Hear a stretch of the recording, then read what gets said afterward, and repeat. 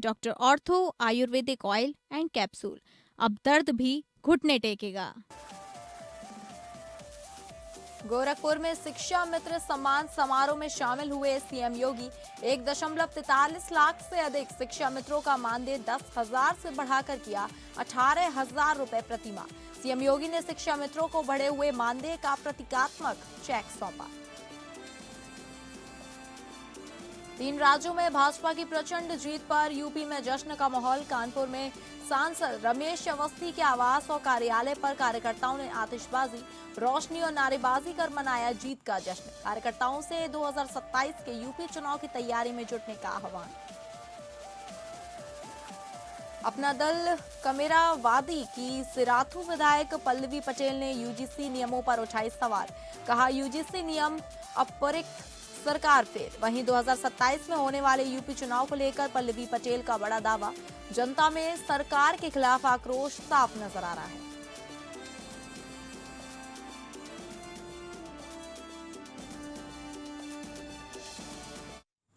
नमस्कार, हिसाब किताब के इस खास बुलेटिन में मैं हूं डॉक्टर प्रसून।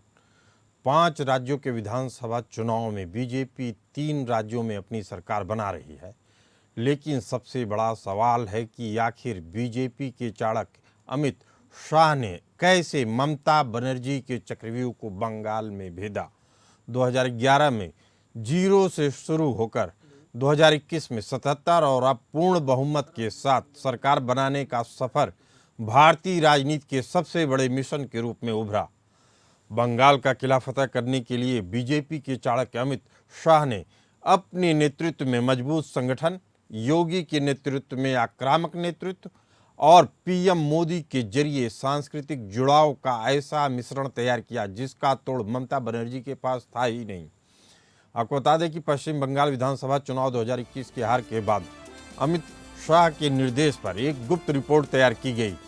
रिपोर्ट ने जीत की आधारशिला रखी। इस रिपोर्ट में 3 कड़वे सच सामने रखे गए जिन पर 2026 में प्रहार किया गया। पहला था हिंसा के डर का अंत। कार्यकर्ताओं के मन में टीएमसी की हिंसा का डर निकालने के लिए केंद्रीय नेतृत्व ने सीधी सुरक्षा और जैसे को तैसा का भरोसा दिलाया। हिंसा एक बड़ी वजह थी जिसके कारण से बीजेपी के मतदाता अपने घर से निकल ही नहीं पाते थे। उस डर को इस चुनाव के जरिए खत्म किया गया। घुसपैठ ये दूसरे बड़ा मुद्दा था। घुसपैठियों पे लगाम लगाया गया। पार्टी के भीतर मौजूद उन भीतर घातियों की भी पहचान की गई जो टीएमसी के लिए जासूसी कर रहे थे। इस रणनीति को पूरी तरीके से लीक प्रूफ बनाया गया। बात करें बूथ विजय संकल्प की तो बीजेपी कैडर को सिर्फ झंडे लगाने वाली समिति तक न रखकर बूथ स्तर पर माइक्रो मैनेजमेंट के लिए प्रशिक्षित किया गया। लोगों को टीएमसी का डर निकालने के लिए अमित शाह ने बंगाल के बांकुड़ा में 11 अप्रैल को खुलेआम चेतावनी दी कि टीएमसी के गुंडे घर से बाहर नहीं निकले। इस बयान ने आम मतदाताओं को यह भरोसा दिला दिया कि इस बार चुनाव आयोग और सुरक्षा बल पूरी तरह से मुस्तैद हैं।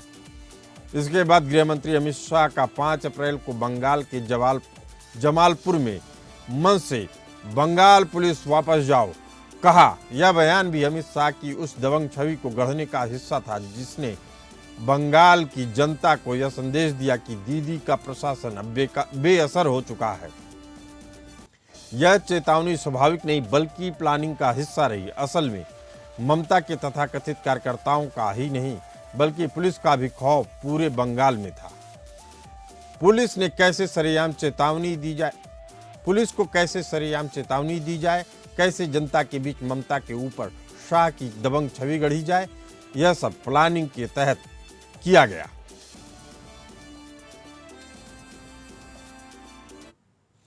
2026 के पश्चिम बंगाल विधानसभा चुनाव में बीजेपी की ऐतिहासिक जीत महज एक चुनावी सफलता नहीं बल्कि जमीनी हकीकत को समझकर आक्रामक रणनीति का परिणाम है।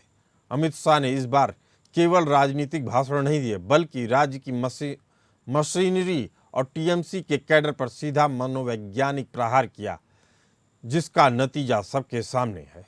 आपको बता दें कि बीजेपी ने इस बार बंगाल में उत्तर भारतीय हिंदुत्व को थोपने के बजाय उसे बंगाली अस्मिता में ढाला। पार्टी ने जय श्री राम के साथ साथ जय मां काली के उद्घोष को प्रमुखता दी। नेताओं ने बंगाल की जीवन शैली जैसे मछली भात को अपनाकर खुद को बाहरी होने की टप्पे से मुक्त किया। इसने ममता बनर्जी के बोहरी गौतो यानी बाहरी वाले नैरेटिव को पूरी तरह से ध्वस्त कर दिया। बीजेपी के शीर्ष नेतृत्व ने इस चुनाव में सर्जिकल स्ट्राइक जैसी सटीकता के साथ रैली की। बड़े चेहरों को अलग अलग जिम्मेदारियां दी गईं। पीएम मोदी के जरिए सांस्कृतिक जुड़ाव पर जोर दिया गया और पीएम मोदी ने इसी मुद्दे को ध्यान में रखकर 242 सीटों पर प्रचार किया, जिसमें से बीजेपी ने 184 सीटें जीती।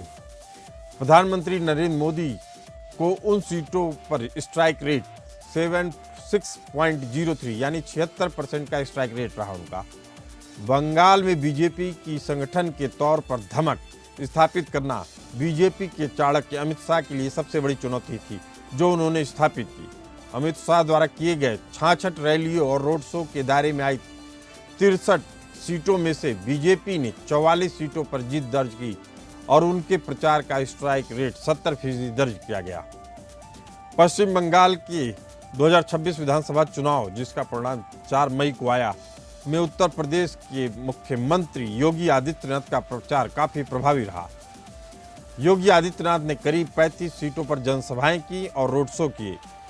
इन 35 विधानसभा सीटों में से बीजेपी के उम्मीदवारों ने 31 सीटों पर जीत दर्ज की। योगी की प्रचार वाली सीटों पर जीत का स्ट्राइक रेट लगभग 88.57% रहा। यह सबसे बेहतर प्रदर्शन था। योगी ने बंगाल के सोनामुखी, नंदकुमार, कांथी दक्षिण, बाराबनी, रामपुर हाट, बोलपुर, माथाभांगा जैसे महत्वपूर्ण क्षेत्रों में प्रचार किया। इस जीत का सबसे बड़ा पहलू यह रहा कि बीजेपी के चाणक्य अमित शाह ने डर के रुख को मोड़ दिया। जो पहले जनता में डर था, बीजेपी कार्यकर्ताओं में डर था, वह शाह की प्लानिंग और योगी की रैलियों के बाद टीएमसी कार्यकर्ताओं में दिखने लगा। अमित शाह ने पुलिस को सरेआम चेतावनी देकर प्रशासन के उस हिस्से को भी न्यूट्रल कर दिया जो अब तक सत्ता के दबाव में काम कर रहा था, जिसके बाद निष्पक्ष चुनाव संभव हुआ।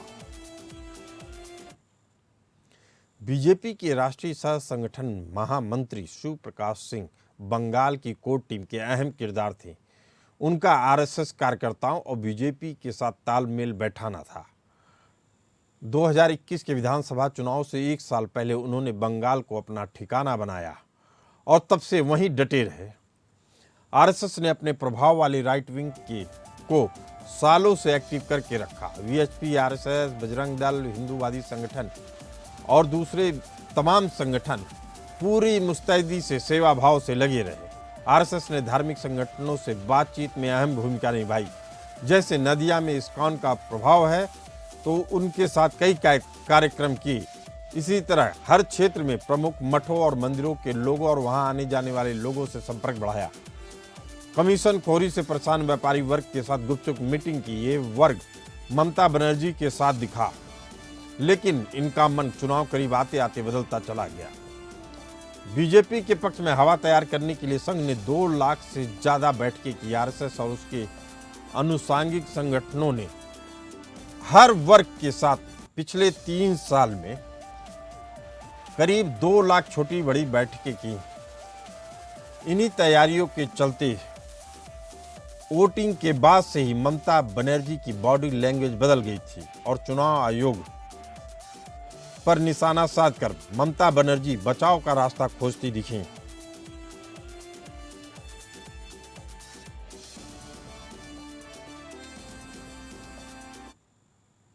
इसी मुद्दे पर चर्चा करने के लिए हमारे साथ मौजूद हैं निपुण आलम बयान जी, राजनीतिक विश्लेषक, और राकेश त्रिपाठी जी, वरिष्ठ पत्रकार। आपको बता दें, अभी एक बड़ी खबर आ रही है। बंगाल में सीएम पद के दावेदार शुभेंदु अधिकारी, अग्निमित्रा पॉल दिल्ली आ रहे हैं। रूपा गांगुली और दिलीप घोष भी इस रेस में बने हुए हैं। निपुण जी, आप ही से पहला सवाल, सीएम पद का सबसे बड़ा दावेदार कौन? बीजेपी में ये बात कहना बड़ा मुश्किल हो जाता है, क्योंकि सरप्राइज बहुत देखने को मिलते हैं, क्योंकि अभी तक हमने यहाँ भी देखा, चाहे हम लोग बात करें उत्तर प्रदेश से, आप बात कर लीजिए, मध्य प्रदेश की बात कर लीजिए, राजस्थान की बात कर लीजिए, तो ये तो बड़ा मुश्किल है। लेकिन देखिए, जो ग्राउंड पे दिखाई दिया नेता, और अब से नहीं, पिछले कई सालों से कई चुनावों में जिस प्रकार की फाइट या हर तरीके से लड़ता दिखाई दिया, वो तो शुभेंदु अधिकारी जी हैं, इसमें तो कोई मतलब विरोधाभास नहीं है। लेकिन बीजेपी की कार्यशैली कई बार ये रही है कि जो पब्लिक के सामने चेहरा दिखता है वो कई बार नहीं होता। रूपा गांगुली जी भी इसमें एक बड़ा अच्छा चेहरा हो सकती हैं, क्योंकि जिस प्रकार से महिलाओं को साथ देने का प्रयास बीजेपी के द्वारा बंगाल में किया गया, और कहीं ना कहीं महिलाओं का ही जो वोट बैंक था, जो ममता बनर्जी का था, जो बीजेपी को शिफ्ट हुआ, जिस कारण बीजेपी को ये बड़ी जीत मिली। तो हो सकता है रूपा गांगुली जी भी इसमें एक बड़ा चेहरा हो सकती हैं। लेकिन बीजेपी की कार्यशैली के बारे में या सीएम चेहरा कौन होगा, ये बड़ा मुश्किल है बताना। आपने बड़ी ईमानदारी से इनकार कर दिया। नहीं तो तमाम राजनीतिक विश्लेषक आते हैं और कह देते हैं कि ये बन जाएगा, वो बन जाएगा, जबकि हकीकत में उनको कुछ भी नहीं मालूम होता है। लेकिन कम से कम बीजेपी की यह सच्चाई उन लोगों की भी आंखें खोलती हैं जो कहते हैं कि किसी भी कार्यकर्ता को कुछ भी बना दिया जाता है। अगला सवाल है, मैनेजिंग एडिटर विनय राय जी हमारे साथ मौजूद हैं। अमित शाह की जमालपुर में जो रैली हुई उसमें अमित शाह ने कहा था बंगाल पुलिस वापस जाओ, यह उनका कहना, और वाकुंडा में गुंडों को, टीएमसी के गुंडों को घर से बाहर न निकलने की चेतावनी देना, क्या मतदाताओं के मन से ममता बनर्जी सरकार का खौफ निकाल पाई थी ये दो बयान? जी देखिए, दो चीजें हैं जो अमित शाह ने कहा था, उनकी चुनावी रैली थी, और जो भीड़ सुनने आती है उसमें जो स्थानीय पुलिस थी वो व्यवधान एक तरीके से उत्पन्न कर रही थी, जैसा अमित शाह को मन से लगा। इसलिए वो नहीं चाहते थे कि उनके भाषण के दौरान कोई व्यवधान उत्पन्न हो, इसलिए उन्होंने बार बार जब बोला वो नहीं सुना, तब उनके मुंह से निकला हुआ बंगाल पुलिस। और जहां तक उनका जो भाषण था कि जो गुंडे हैं जो गुंडागर्दी कर रहे हैं वो समझ जाओ ना, उल्टा लटका करके ठीक कर दिए जाएंगे, एक कार्यकर्ताओं का मॉरल बूस्ट करने के लिए बहुत जरूरी था। क्या स्थानीय तौर पर बंगाल में जिस तरीके का 32 साल का लेफ्ट का शासन था या 15 साल तक ममता जी थी, तो भारतीय जनता पार्टी के कार्यकर्ताओं का जिस तरीके से उत्पीड़न हुआ, जिसका कल जिक्र प्रधानमंत्री जी ने अपने उद्बोधन में किया कि केरल और बंगाल में काफी जातियां की गई उनके कार्यकर्ताओं के साथ, तो मॉरल बूस्ट करने के लिए प्रधानमंत्री का भी संदेश स्पष्ट था। और 15 दिन तक तो बाकायदा गृह मंत्री बंगाल में कैंप कर रहे थे, उन्होंने कहा मैं रुक कर देखूंगा क्या होता है। तो मुझे लगता है कि असर दोनों चीजें की। उनको भी ये पता था बंगाल पुलिस सत्ता के साथ है, तो वर्कर को ये पता रहे कि अगर बंगाल पुलिस कहीं कुछ करती है, ये अंदेशा न लगा लेंगे देश के गृह मंत्री है तो बंगाल पुलिस भी उन्हीं के अंडर में आती है। और दूसरी चीज कि अगर कोई बदमाशी करेगा तो देश के गृह मंत्री का ये भरोसा है कि अगर वो सत्ता में आएंगे तो जो भी उपद्रवी है, जो भी अराजक है, उनको ठीक किया जाएगा।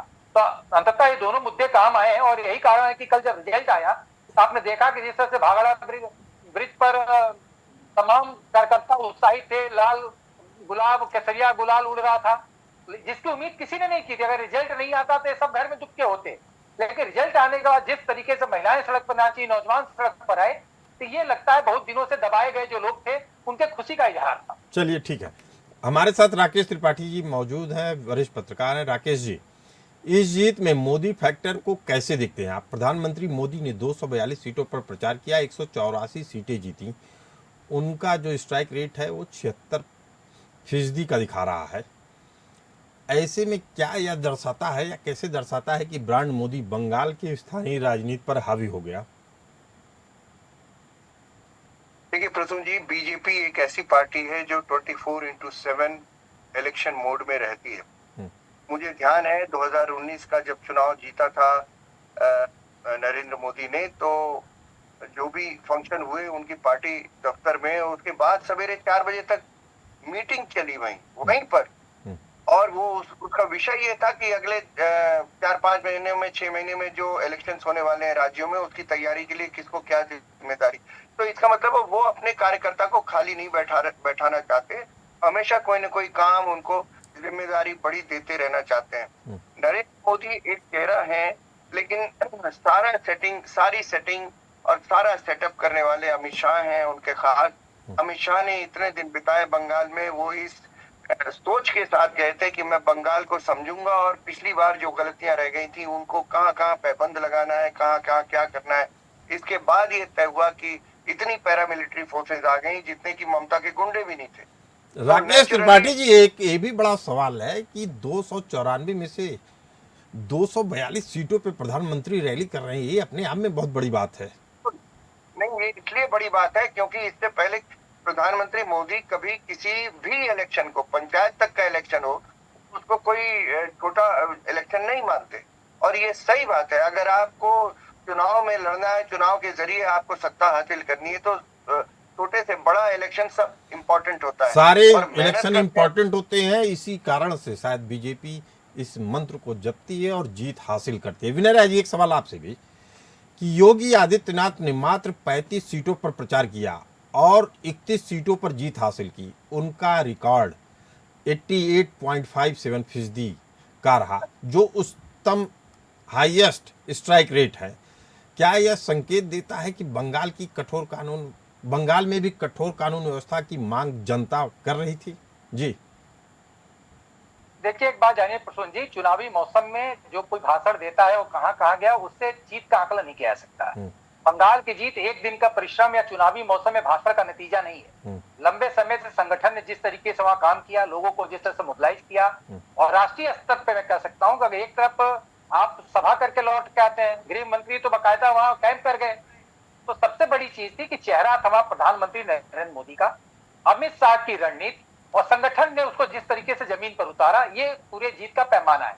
बाकी आप एग्जाम्पल देते हैं, चाहे जैसे अगर बात करते तो आप कहते हैं योगी जी की सत्ता जिस तरीके से जो गुंडागर्दी करेगा उसके ऊपर बुलडोजर चलता है, हम वहां तुष्टीकरण की पॉलिटिक्स नहीं करते हैं। ये सब एडिशनल चीजें जुड़ती हैं, और जाके आप जब भरोसा दिलाते हैं कि वो व्यक्ति, वो नेतृत्व आपके सामने आया है जो अपने स्टेट में इसको परफॉर्म कर रहा है, तो जनता को समझ में आता है कि भारतीय जनता पार्टी के जो मुख्यमंत्री किस तरीके के हैं। चाहे वो पुष्कर सिंह धामी वहां सभा करने गए हों, चाहे योगी आदित्यनाथ गए हों, चाहे हेमंता वहां सभा करने गए हों, सीधे तौर पर वहां सनातन गैर सनातन की लड़ाई बनाई गई और एक डेवलपमेंट मॉडल को पेश किया गया जो वहां की जनता के गले उतरा। ये भाजपा अगर सरकार में आती है, बेहद अहम बात कर रहे हैं आप। कह रहे हैं कि सिंबल बनाया गया और सिंबल था सनातन, जिसके इर्द गिर्द सारा ताना बाना बुना गया। इसी ताने बाने को बुनने में आरएसएस का क्या रोल था? चर्चा कर रहे हैं कि आखिर ममता बनर्जी का चक्रव्यूह कैसे भेदा गया। इस चर्चा में बात करने के लिए हमारे साथ मौजूद हैं निपुण जी, राजनीतिक विश्लेषक के तौर पे जुड़ रहे हैं। निपुण जी, आरएसएस ने पिछले कई सालों से बंगाल में जमीनी स्तर पर जो सांस्कृतिक और वैचारिक कार्य किया है, क्या ममता बनर्जी के पास भी इसका कोई विकल्प था? देखिए, क्या था कि मैं थोड़ा सा दो बातें मानता हूँ कि हम ये माने कि पूर्ण रूप से बीजेपी की जीत है। 15 साल किसी भी सरकार को अगर रह जाती है तो बहुत बड़ा टेन्योर हो जाता है 15 साल होना। 15 साल में क्या होता है कि सरकार के बारे में युवा हो या अन्य और वर्ग हो, वो एक तरह से पूरे कहते हैं पूरा कैच कर लेते हैं कि सरकार कैसी कैसी नहीं है। उस समय उसके ऊपर बहुत सारे एलिगेशंस हो जाते हैं, करप्शन का मामला हो जाता है, आरजी केस वाला मामला हो जाता है। तो ये भी बहुत सारे मैटर थे। अब ये कहिए कि जो ममता बनर्जी सरकार में मुद्दे हुए थे उनको भुनाने का काम, यानी कि उनको कैसे कैश करना है, उनको कैसे पब्लिक के सामने लेके जाना है, इसको लेकर बीजेपी और संघ ने भली भांति भूमिका निभाई। और जो कल्चर की बात कही, ये बहुत बड़ा बात आपने कही, मैं इसको बड़ा इसमें कहूंगा। इस बार मुझे बंगाल के चुनाव में क्या लगा कि इस बार क्षेत्रीय कल्चर को समझते हुए बीजेपी और संघ ने रीति अपनी बनाई। जैसे पिछली बार आपको चुनाव में याद होगा, जय श्री राम का उद्घोष चलता था, बदले में ममता बनर्जी ने जय मां काली का उद्घोष चलाया। लेकिन इस बार बीजेपी ने ये गलती नहीं की। बीजेपी ने पूरा प्रणाली करा कि नहीं, यहाँ पर हम जय मां काली चलाएंगे। जय मां काली के साथ आपकी बात में डाउन करना चाहता हूँ, काली बनाम काबा से जोड़ दिया। जो बात विनय राय जी कह रहे हैं कि बार बार वह सनातन पे ले जाते थे, उसी के इर्द गिर्द ताना बुना गया। लेकिन उसके चेहरे कौन थे? योगी आदित्यनाथ, आक्रामक भाषण, उनके हर भाषण को हमने देखा, वो बेहद आक्रामक रहे। विनय राय जी, जो नैरेटिव क्रिएट किया जा रहा था, उसमें आप योगी आदित्यनाथ के भाषणों को कितना नंबर देंगे 10 में से, अगर देखना हो तो आपको? देखिए, नंबर की बात नहीं है, अब तो परिणाम सामने आ गया है। बंगाल के परिणाम के आने के बाद जिस तरह से जनता ने जो अपना रुझान व्यक्त किया, अपने विचार व्यक्त किया, उसमें मैक्सिमम लोगों ने डेवलपमेंट की बात कही है। उन्होंने कहा कि यहाँ इंडस्ट्री चली गई, यहाँ से पलायन हो गया, महिलाओं की सुरक्षा नहीं थी। खास तौर से बात करें घुसपैठिए मुद्दा रहे, लेकिन तुष्टिकरण खास तौर से ये बात करें, अगर आपसे मैं जय श्री राम कहूँ, उस पर आप नाराज हो जाएं और आप कहें कि हम काली के भक्त हैं, तो जय श्री राम से नाराजगी किस बात की? तो तुष्टिकरण इस स्तर पर भी नहीं होना चाहिए कि एक वर्ग का वोट पाने के लिए आप दूसरे वर्ग को नकारते जाए। तो सबका वैल्यू एडिशन है। मैं बार बार कहूंगा, भारतीय जनता पार्टी में कल जब प्रधानमंत्री का उद्बोधन हुआ तो न तो उन्होंने क्रेडिट अमित शाह को दी, न तो उन्होंने सुनील बंसल को दी, न तो उन्होंने योगी आदित्यनाथ को दी। उन्होंने सारा का सारा क्रेडिट नितिन नवीन को दे दिया। ये संगठन की जीत है, उनके नेतृत्व में पहला चुनाव है, उनके मार्गदर्शन में हम चुनाव जीते हैं। तो जाहिर सी बात है संगठन बेस्ड पार्टी है, लेकिन हकीकत है जो लोग भी जाके वहां वैल्यू एडिशन करते हैं, स्टार प्रचारक है, सबकी अपनी अपनी भूमिकाएं हैं। लेकिन खासतौर पर जिन्होंने महिलाओं के मन में सुरक्षा का भाव पैदा किया कि भाजपा की सरकार आएगी तो महिला सत्ता मजबूत होगी, उसी तरह से योगी आदित्यनाथ अपने भाषण में इस बात को मजबूत किया कि जो अराजक हैं भारतीय जनता पार्टी की जहां सरकार होती है वहां बुलडोजर चलता है उनके खिलाफ। मैसेज योगी आदित्यनाथ, अगर हम काउंटिंग वाइज नंबरिंग आप करना चाहते हैं तो प्रधानमंत्री नो डाउटली किसी नंबर से बाहर है, तो उनको बाहर कर दीजिए। तो अमित शाह, योगी आदित्यनाथ, हेमंता, ये तीन लोग बड़े निर्णायक फैक्टर के तौर पर वहां काम किए, जो बाहरी के तौर पे मैं कह सकता हूँ। स्थानीय स्तर पे चाहे रूपा गांगुली रही हो, ये सारे स्थानीय लोग ज्यादा बेहतर तरीके से उसको लोगों को सहेजने में लगे रहे। लेकिन बाहर की भूमिका में जो बाहर से लीडर गए उसमें योगी आदित्यनाथ की भूमिका अपने आप में निर्णायक है। एक तो सनातन के रूप में भगवा वस्त्रधारी मुख्यमंत्री, एक सख्त मुख्यमंत्री जो एक तरफ अपनी इकोनॉमी को बढ़ाने की बात करता है, एक तरफ पूजा पाठ करता है, दूसरी तरफ गुंडों के ऊपर बुलडोजर चलाता है। ये सभी चीज का मिश्रण था योगी आदित्यनाथ। और ये सारे भाषण जब सारे नेतृत्व को लोगों ने देखा, और शायद इसी कारण से विनय जी आज की तारीख में हमने एक तस्वीर देखी जिसमें दिलीप घोष बुलडोजर के ऊपर चढ़ के अपना लोगों का अभिवादन कर रहे हैं, तो एक बड़ा नैरेटिव था। Rakesh ji, special intensive revision यानी SIR ने घुसपैठियों के प्रभाव को कम करने और चुनाव परिणामों को भाजपा के पक्ष में मोड़ने में कितनी अहम भूमिका निभाई, और क्या रिजल्ट के बाद अब यह मुद्दा अभी भी बना हुआ है या आगे बढ़ जाएगा? इससे बीजेपी इससे आगे बढ़ जाएगी?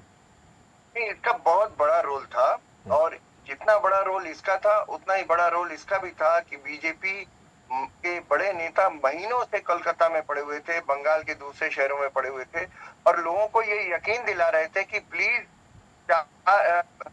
जब भी आप वोट के लिए निकले तो घर से बाहर निकलें, आप बिल्कुल मत डरिए, टीएमसी के कार्यकर्ता आपको रोक नहीं पाएंगे, मेरे पास पर्याप्त पैरामिलिट्री फोर्सेज हैं। तो ये इतने महीने वो सिर्फ यही कर रहे थे, और क्योंकि लोग बाहर निकलते नहीं थे डर के मारे, क्योंकि उनको लगता था मेरी पिटाई हो जाएगी, और आरएसएस और बीजेपी के कितने कार्यकर्ता मारे गए, सैकड़ों। तो इसी वजह से, और ये इलेक्शन देखिए इसमें एक हत्या नहीं हुई।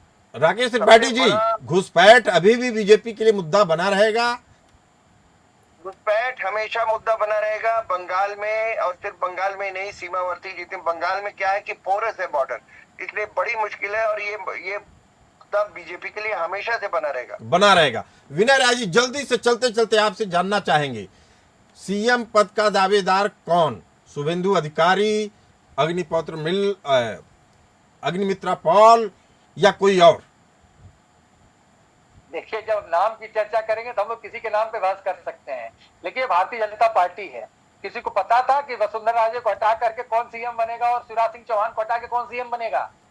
लेकिन विनय जी, एक बात तो मान लेनी चाहिए, जिस व्यक्ति ने 2 बार मुख्यमंत्री को हराया उसका दावा सबसे ज्यादा बनता है। लेकिन वक्त ये बीजेपी है, कार्यकर्ताओं की पार्टी है, किसको चुना जाएगा किसी को कुछ नहीं मालूम है, और शायद बीजेपी की एकता और कार्यकर्ताओं की एकजुटता का भी यही राज है। आप तीनों मेहमान इस खास चर्चा में, आप तीनों का बहुत बहुत धन्यवाद। फिलहाल इस चर्चा में इतना ही, हमें दीजिए इजाजत, नमस्कार।